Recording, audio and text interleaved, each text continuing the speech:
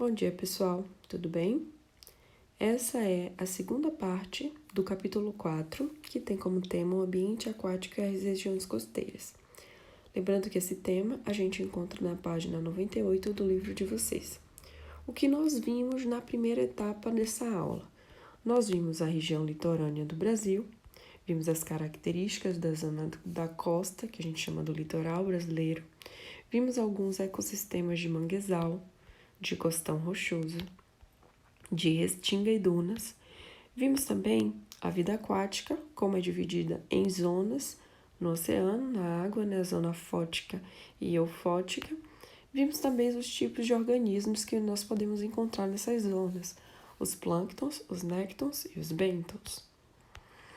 A partir daí, a gente começa o nosso tema da nossa aula de hoje, que é vida no mar, ok? Então vamos lá. Esse tema a gente vai encontrar na página 105 do livro de vocês. Galera, as regiões do mar onde há maior biodiversidade são aquelas menos profundas, ou seja, mais perto do litoral. É onde tem maior abundância de luz, de matéria orgânica, de algas, né? E também de fitoplânctons, que fazem parte da fotossíntese e produzem rapidamente nutrientes para os consumidores que virão da cadeia alimentar, ok? Bom, existe um fenômeno chamado de corrente de ressurgência.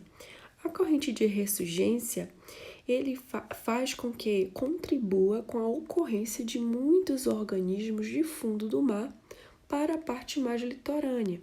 Porque, como o nome já diz, é uma corrente que vem do fundo para a região mais superficial da água. Observem na imagem. Essa corrente natural que ocorre devido às mudanças de temperatura da água, né, faz com que a água mais fria suba por causa da sua densidade, empurrando a água mais quente para baixo, fazendo esse rodízio aqui. Isso faz com que muitos organismos da parte de fundo tenham a chance de voltar para a parte superficial, encontrando então boa quantidade de matéria orgânica, de luz, para adquirir o seu nutriente. Outras regiões de grande biodiversidade são os recifes de corais, que se desenvolvem em águas pouco profundas e quentes. Devido a essas condições, faz com que esse ambiente seja rico em matéria orgânica e atraia os seres vivos para essa região. Nessa região, a gente encontra diversas espécies e filos de seres vivos, sejam eles crustáceos, sejam eles vertebrados como peixes, sejam eles mariscos, moluscos, esponjas, uma grande biodiversidade devido a esse pouco afastamento da superfície e grande luminosidade. Os corais obtêm boa parte do seu alimento através de algas que vivem dentro dos seus corpos. Observem esse coral. Esse coral ele é chamado de cérebro. Adivinhem por quê, né? O formato dele lembra muito o encéfalo. Então, assim, ó, dentro desses sulcos, que são essas aberturas aqui que vocês conseguem ver, ficam muitas algas e elas fazem fotossíntese e acabam liberando boa parte de nutrientes para esse tipo de coral. Então, existe uma troca aí de condição ideal para a vida, ok? Só que nos últimos anos, os pesquisadores perceberam que os corais de grande parte das regiões têm ficado esbranquiçados, com a cor branca. Isso significa o quê? Que as algas presentes dentro desses corais têm morrido. E por causa disso, ele acaba perdendo a sua capacidade de obter nutrientes, porque as algas ajudavam eles nisso. E a coloração deles era assim por causa das algas presentes nele. Estudiosos indicam que o principal fator para esse embranquecimento, o branqueamento, como aqui está dizendo, é devido às altas temperaturas que a água do mar tem alcançado, isso devido ao aquecimento global. Olha aí uma imagem mostrando o coral completamente embranquecido.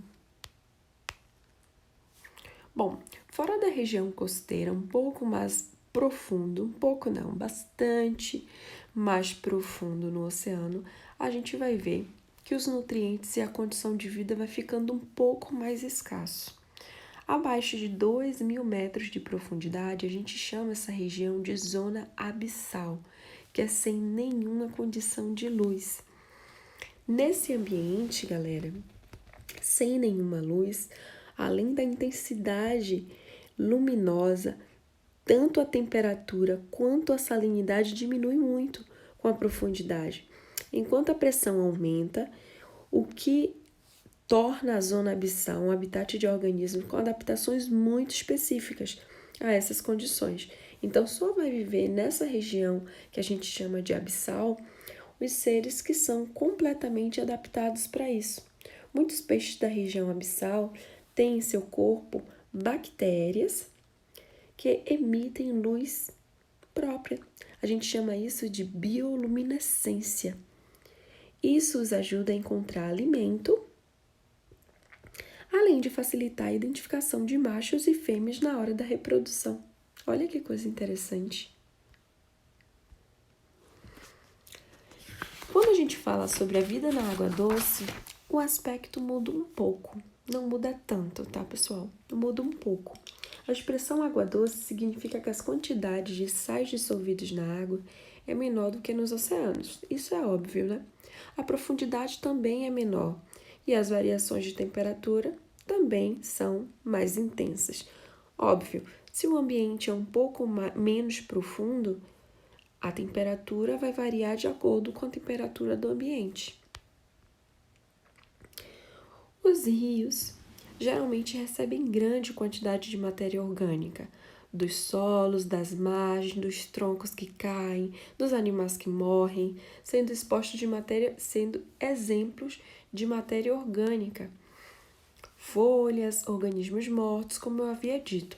Então, aqui tem uma representação que mostra o quanto que a gente não consegue ver no ambiente aquático, principalmente de água doce.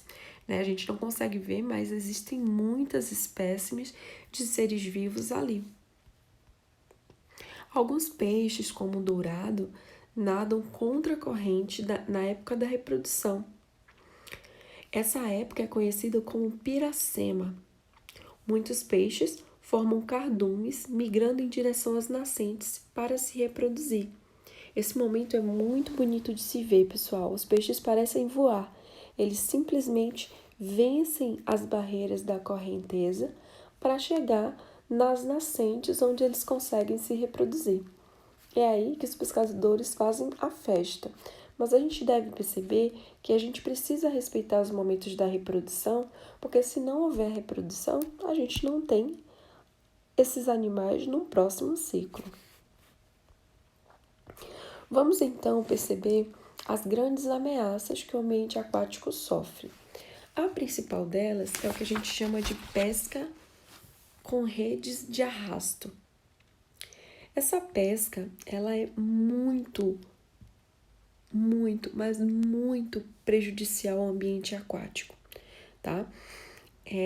Enquanto o barco se desloca, arrasta as redes, capturando peixes e outros animais marinhos indistintamente, ou seja, sem nenhuma preocupação, vem de tudo junto com a rede.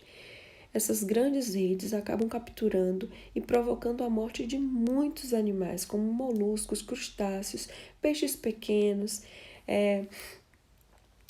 que não vão ser comercializados, além de outros animais como tartarugas marinhas. Então, o que é que eles fazem? Depois que eles recolhem tudo o que eles puderem com essa rede, de forma indiscriminada, né? Eles vão vendo o que eles querem. E quando eles recolhem o que eles querem, eles simplesmente descartam aquilo que eles não querem. Então, os animais que vieram juntos, muitos deles morrem, muitos para não dizer todos, né? Morrem sem necessidade alguma.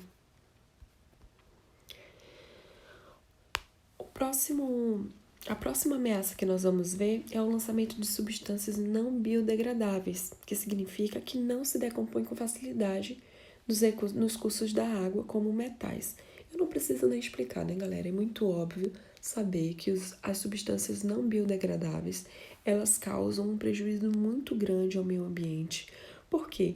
Porque como elas não se decompõem, se ela estiver carregada de matéria orgânica, os animais, os seres vivos presentes naquele ambiente vai absorver essa substância e, consequentemente, aquele animal que se alimenta desse vai se alimentar e vai absorver essa substância, passando por cada cadeia alimentar. E se nós consumirmos o peixe ou qualquer alimento que venha dessa água, vai estar com essa substância não biodegradável. Ou seja, a gente chama de acúmulo biológico. Esse acúmulo é muito prejudicial, porque boa parte da sociedade que mora aqui perto pode se contaminar também. O petróleo, a gente já está cansado de ouvir, né, desastres na televisão que mostram o lançamento de petróleo nos rios, nos mares. Ele traz muito prejuízo, independente de que momento, em que fase da exploração ele possa ser derramado. A gente tem aí problemas para os animais diretamente, as aves, quando as penas ficam mergulhadas nesse óleo, elas não conseguem alçar voo, não conseguem sair da água, não conseguem nadar, ficam pesadas e afundam, morrendo, né, asfixiadas. Assim ocorre com muitos mamíferos também, muitos outros animais, tá, que acabam aspirando esse óleo e trazendo a morte por asfixia. Fora que algas e micro-organismos que são muito importantes para todo o ciclo da cadeia alimentar morrem ou se contaminam. Então é um problema biológico muito grande que precisa ser vencido. Bom, por aqui a gente termina o capítulo 4, pessoal. Espero que vocês compreendam, tá? Na próxima aula tem exercícios, fiquem ligados no Moodle e até a próxima videoaula.